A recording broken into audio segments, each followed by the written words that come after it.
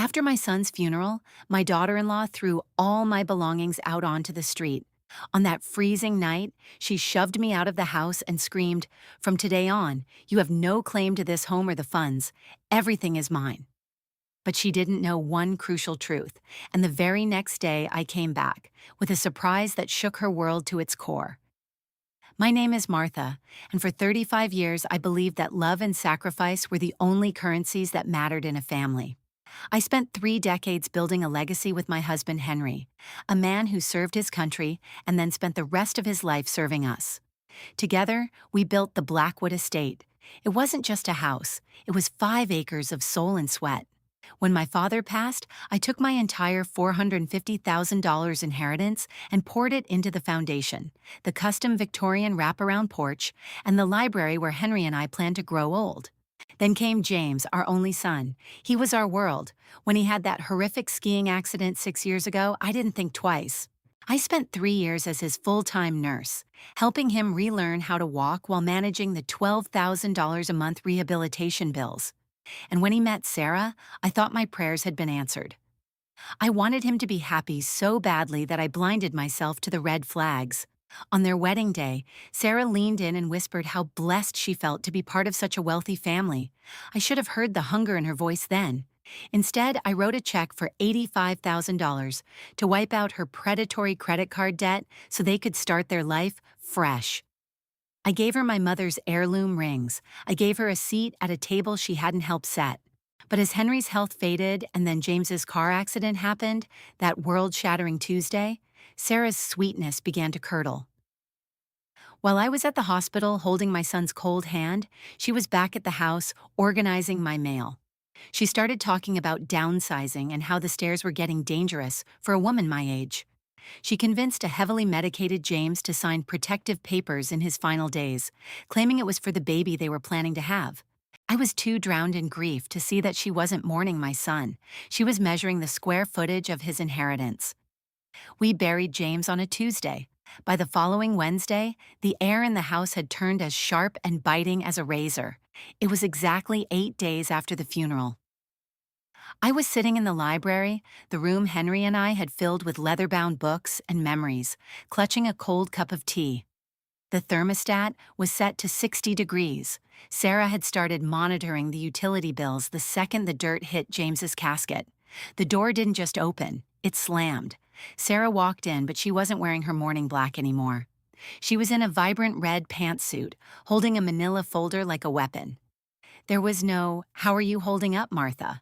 There was no, "Can I get you anything?" There was only a cold, predatory gleam in her eyes. "We need to discuss your transition, Martha," she said, her voice devoid of any tremor. She slid a document across the mahogany desk, the desk I had bought for James when he passed the bar. It was a quitclaim deed. According to that paper, James had transferred the entire Blackwood estate title to her 2 days before the accident. "This is a lie," I whispered, my voice shaking. "James would never leave me without a roof over my head. He knew this was my father's legacy." Sarah leaned over the desk, her face inches from mine. The mask of the grieving daughter-in-law had completely disintegrated. "James knew you were becoming a burden. He wanted me to have a fresh start without an old woman tethered to my ankles. Now you have 1 hour to pack a bag. I've already called the locksmith." The next 60 minutes were a blur of cruelty. I tried to reach for my phone to call our family lawyer, but she snatched it from my hand. I tried to go to my bedroom, but she blocked the stairs, shoving a small carry-on suitcase at me.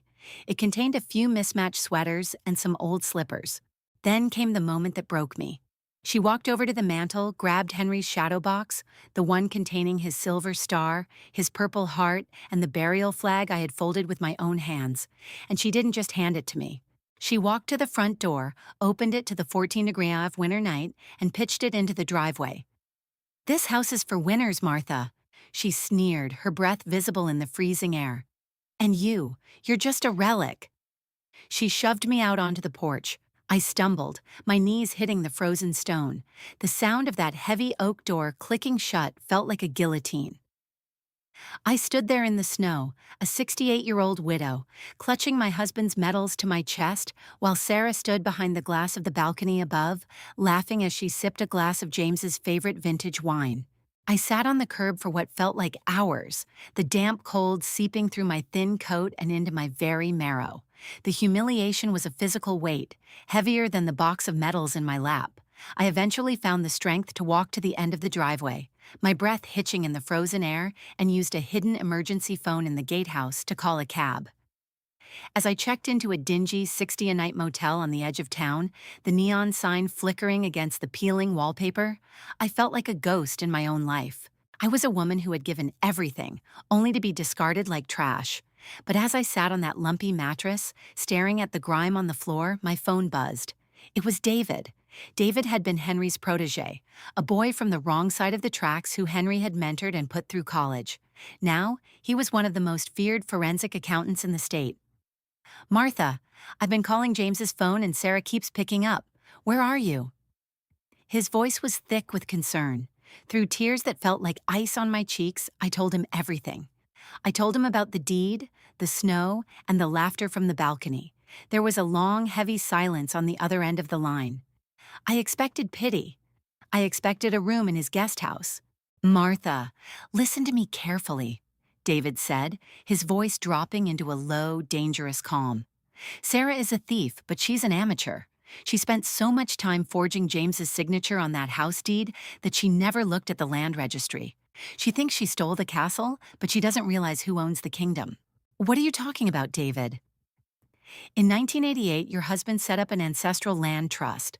The house is a structure, Martha, but the 5 acres it sits on? That's a separate legal entity. And according to the trust, that land can never be transferred without your specific biometric authorization. Sarah just moved into a house she has no legal right to park a car in." I stopped shivering. The grief was still there, a dull ache in my chest, but it was being rapidly overtaken by a cold, white-hot determination. I looked at my reflection in the cracked motel mirror. I didn't see a victim anymore. I saw an architect. The next 3 months were a masterclass in silence. David and I operated from a cramped office suite, surrounded by stacks of property statutes and bank records. My first move was the trust trap. Because I owned the land through the ancestral trust, Sarah was technically a tenant on my dirt. I had David draft a formal ground lease agreement that Sarah, in her arrogance, ignored, thinking her forged deed made her untouchable. I didn't push. I let her feel safe. While I lived in a modest apartment, I watched Sarah burn through James's $1.2 million life insurance policy like it was play money. She bought a custom Porsche 911 and hired a team of contractors to gut my Victorian kitchen, replacing my hand-carved cabinetry with cold, white marble. She was pouring every cent of her stolen fortune into a house she didn't realize was a sinking ship. Then I struck the killing blow. Sarah had stopped paying the mortgage, assuming that as the owner, she could negotiate with the bank later. I didn't wait for the bank to foreclose. Under a shell company named MJ Holdings, I walked into the bank and bought the distressed mortgage note outright. I also paid the $42,000 in back taxes she'd neglected. I was no longer just the woman she'd kicked out. I was now her landlord, her mortgage holder, and her tax collector. I sat back and waited for her to throw the biggest party of the season, the renovation launch, knowing that she was essentially decorating a prison cell I had built just for her. The night of Sarah's renovation launch was a mirror image of the night she threw me out, bitterly cold, with a frost that turned the Blackwood estate into a crystalline palace. From the end of the driveway, I watched the silhouettes of local socialites dancing through the windows of the kitchen I had once cooked James's favorite meals in. Sarah was at the center of it all, draped in silk, clutching a crystal flute of champagne. She didn't hear the black SUV pull up. She didn't notice the 2 sheriff's deputies until they were standing in the middle of her Italian marble foyer. I walked in behind them, my heels clicking on the stone she had paid for with my son's blood money. The music died. Sarah's face turned a ghostly white as she stepped toward me, her voice a shrill hiss. "How dare you? Get this old woman out of my house!" David stepped forward, handing her a thick stack of legal documents. "It's not your house, Sarah. It's a crime scene." He explained loud enough for every guest to hear that the deed was a verified forgery and that MJ Holdings at my company had initiated an immediate eviction for non-payment of ground rent and mortgage fraud. The deputies didn't give her time to pack. They escorted her out just as she had done to me, right into the biting 14-degree night. She was wearing 4-inch designer heels and a sleeveless dress. She screamed and clawed at the air as they handcuffed her for grand theft and elder abuse, her bare feet hitting the same frozen slush where she had pitched Henry's medals months ago. I didn't say a word. I simply watched from the balcony as the police cruiser pulled away. I walked back into the library, picked up Henry's medals, and placed them back on the mantel where they belonged. The house was finally quiet. It was clean, and most importantly, it was home. My story is a chilling reminder of how quickly greed can turn family into strangers. But after that final confrontation at the Blackwood estate, I have to ask you, who do you think was truly at fault for letting things go this far? Was it Sarah's cold ambition, or was it a lack of legal protection from the start? Let me know your thoughts in the comments below. Now, it's important for me to remind you that what you just witnessed was a fictional dramatization created specifically for societal reform and educational awareness.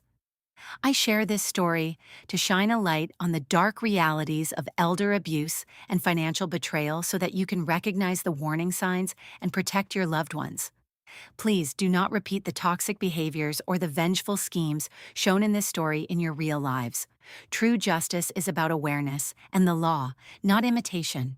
If you found my journey to justice valuable, please subscribe and hit the bell icon to join our community for daily stories of karma and reform.